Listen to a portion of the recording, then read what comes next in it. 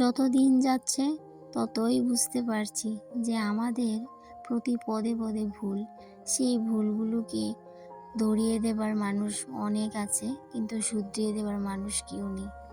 তবে হ্যাঁ, সত্যিকার অর্থে যারা আমাদের কাছের মানুষ, যারা আমাদের প্রকৃত বন্ধু, তারা কখনোই আমাদের ভুলগুলোকে নিয়ে অন্যের সাথে সমালোচনা করবে না, ট্রোল করবে না। বরং তারা আমাদের ভুলগুলোকে নিজ হাতে ধরে শুধরিয়ে দেবে। আমরা মানুষ, আমাদের ভুল হওয়াটাই স্বাভাবিক। সেই ভুলগুলোকে নিয়ে যারা হাসাহাসি করে, বাজে মন্তব্য করে, তারা কি কখনোই আমাদের কাছের মানুষ হতে পারে? একদমই না। তারা কখনোই আমাদের কাছের মানুষ না। তবে কেন এতগুলো কথা বললাম? নিশ্চয়ই যাদের সাথে এরকমটা হয়েছে বুঝতে পারছো। হ্যাঁ গো বন্ধুরা, নিজেরই কিছু অভিজ্ঞতাটা তোমাদের সাথে একটু শেয়ার করলাম যে আমরা তো মানুষ, আমাদের কতই না ভুল হয়ে থাকে। তবে সেই ভুলগুলোকে নিয়ে যদি কাছের মানুষরা হাসাহাসি করে, বাজে মন্তব্য করে, সমালোচনা করে, তো সেগুলো শোনার পর কেমন হবে পরিস্থিতিটা, মনের অবস্থাটা কেমন হবে বুঝতেই পারছো। তবে সবার কথা বলবো না, কারণ অনেকেই আছে যারা আমাদের কাছে, সত্যিকার অর্থেই তারা আমাদের কাছের মানুষ। তারা আমাদের ভুলগুলোকে শুধরিয়ে দেয়, তারা আমাদের সমস্ত কিছুই কিন্তু ভুলটা ধরিয়ে দেয়, হাতে ধরে শিখিয়ে দেয়। যাই হোক বন্ধুরা, অনেক কথা বলে নিলাম। তার আগে বলো তোমরা সবাই কেমন আছো? আশা করছি রাধা মাধবের কৃপায় সবাই ভালো আছো। তবে আমি বেশি ভালো নেই, শরীরটা এতটাই খারাপ যে তোমাদের সাথে ঠিকভাবে ভিডিও শেয়ার করতে পারছি না। গত 3 দিন আগেই তোমাদের সাথে একটা ব্লগ শেয়ার করেছিলাম, তারপর আর কোনো রকম কোনো কিছু শেয়ার করতে পারিনি। তো গত ব্লগে যেহেতু তোমাদের সাথে শেয়ার করেছিলাম, আমি রবিবার দিন আগরতলায় গিয়েছিলাম। তো সোমবার দিন সকালবেলার আজকের ভিডিওটা। তো সোমবার দিন সকালবেলা এদিকে দেখো প্রচুর বৃষ্টি হয়েছে কালকে, আর আগরতলা দিক দিয়ে কিন্তু কোনো বৃষ্টি হয়নি। তো বাড়ি এসে দেখি প্রচুর বৃষ্টি, উঠানো একদম কাদা কাদা হয়ে আছে। তো যাকে সকালবেলা উঠে ঘুম থেকে উঠে উঠান বাড়ি ঝাড়টার দিয়ে এদিকে সকালে টিফিন করে নিয়েছিলাম। এদিকে সকালবেলা এতগুলো ফুল ফুটেছে, সেগুলোকে বললাম তুলে নিতে। তো ছেলে সে ফুলগুলোকে তুলে নিল, কারণ সকালবেলা ফুলগুলো তুলতে ভীষণ ভালো লাগে, যেহেতু ফুলগুলো দেখতে ভীষণ কিউট লাগে। তারপর এদিকে সকালে টিফিন করলাম সুজি বিস্কিট। তো বোন, আমি, ছেলে সবাই মিলে টিফিন করে নিলাম। আর এদিকে হাজব্যান্ড সকালবেলাই বেরিয়ে গেছিলো চা খেয়ে। তো এইদিকে আবার কাকিমণি চলে আসলো দুধ দিতে, যেহেতু 10টার ভিতরে দুধ দিয়ে চলে যায়। আর এদিকে আমার বোনকে দেখে, ওই যে কাকিমণি কিন্তু আমাদের বাবার বাড়ির দিক দিয়ে কিন্তু আমাদের 11 দিনের আত্মীয়। তো সেটাই বোনকে দেখে কথা বলছিল, এখানে বোনের বাড়িতে আসলে আমাদের বাড়িতে যাসনি, তো এইসবই বলছিল। তো একটু কথা বলে তারপর উনি আবার ওনার বাড়িতে চলে গেল। আর এইদিকে ভাবলাম আজকে কি রান্না করব সেটা নিয়েই ভাবছিলাম। আর যেহেতু ব্যথাটা একটু বেশি বেড়েছে, তাই জন্য কিন্তু চটপট করে আর হাতের কাজগুলো করতে পারি না, একদমই ধীরে সুস্থিরে কাজগুলো করতে হচ্ছে।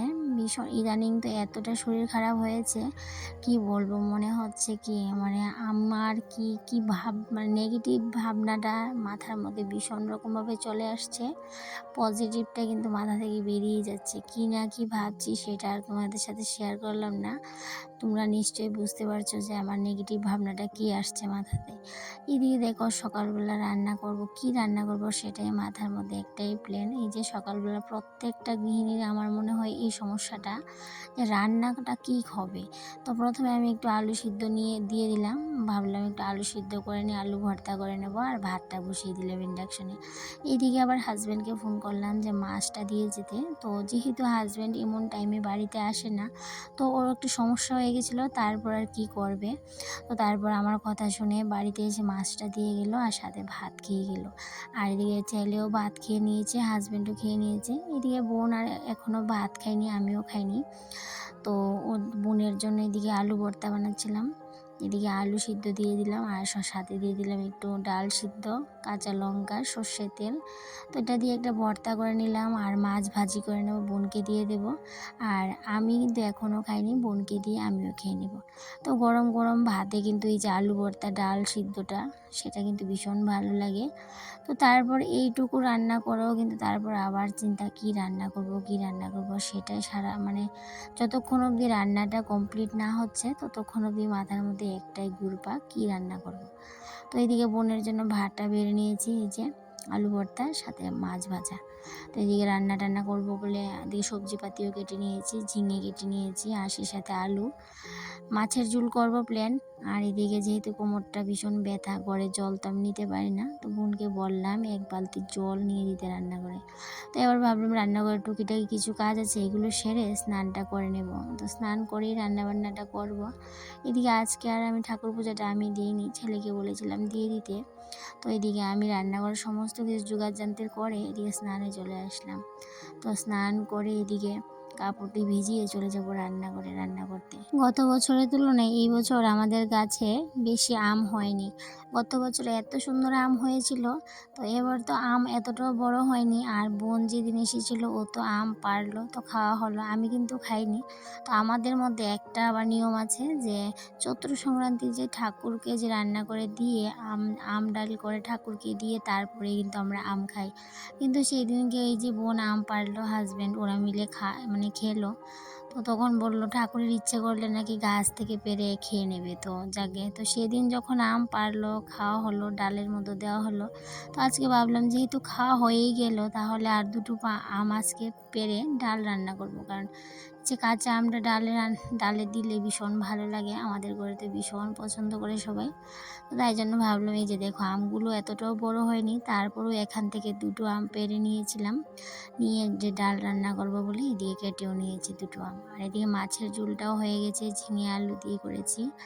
আর সাথে এদিকে আমটাও কেটে নিলাম, তারপরে ভাতটা করে নিয়েছি। আর এদিকে আম ডালও হয়ে গেছে। তো গ্যাসের মধ্যেই যে কটা দিন ধরে রান্না করছিলাম, ভীষণ একটা চিন্তার মধ্যে আছি, যেহেতু গ্যাস এখন ভীষণ ক্রাইসিস। তো সেই জন্য অনেকটাই টেনশনেই বলতে পারো আছে। এইদিকে সারাদিনের কাজকর্ম শেষ করে সন্ধেবেলা এই যে বোন আর ছেলে মিলে ফুচকার তৈরি করলো, দোকান থেকে ফুচকা আনলো, আর এনে ফুচকাগুলোকে ভাজলো, তারপর আলু ভর্তা করলো। তো সমস্ত কিছু রেডি করে এই করে নিয়ে আসলো আর আমাকে ডাকলো। তো আমি বসে ওদের সাথে একটু ফুচকা খেলাম। যেহেতু আলুটা বেশি খাই না, তো ততটাও খাওয়া হয়নি, কিছুটা খেয়েছিলাম। আর এইদিকে পরের দিন সকালবেলা এই যে ভাতটা বসিয়ে দিলাম কুকারে, কারণ আমি সকাল সকালেই পরের দিন স্নান করে নিয়েছিলাম। তো এইদিকে আবার বোনও চলে যাবে একটু পর, এদিকে ভাতটা বসিয়ে দিলাম কুকারে।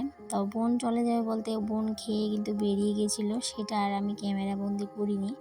মানে কি বলবো, শরীরটা এতটাই খারাপ, ভিডিও শ্যুট করতেও না ইচ্ছে করে না, একদম ইচ্ছে করে না। তারপরেও মাঝে মধ্যে যেটুকু পারি একটু একটু শ্যুট করে রেখেছিলাম।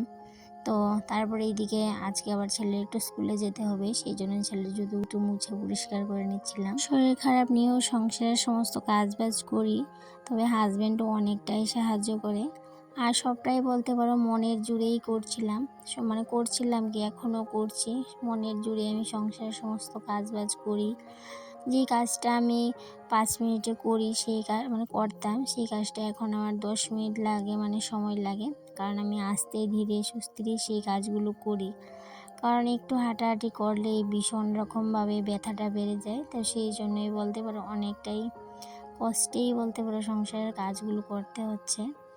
আর এইদিকে দেখো যেহেতু আমার সংসার কাজগুলো একটু পরিপাটি করতে পরিপাটি করতে ভালো লাগে, সেই জন্যই বলতে পারো একটু কাজগুলো পরিপাটি করেই করি। একটু সময় লাগে, তো সেটা লাগুক, সেটা ব্যাপার না।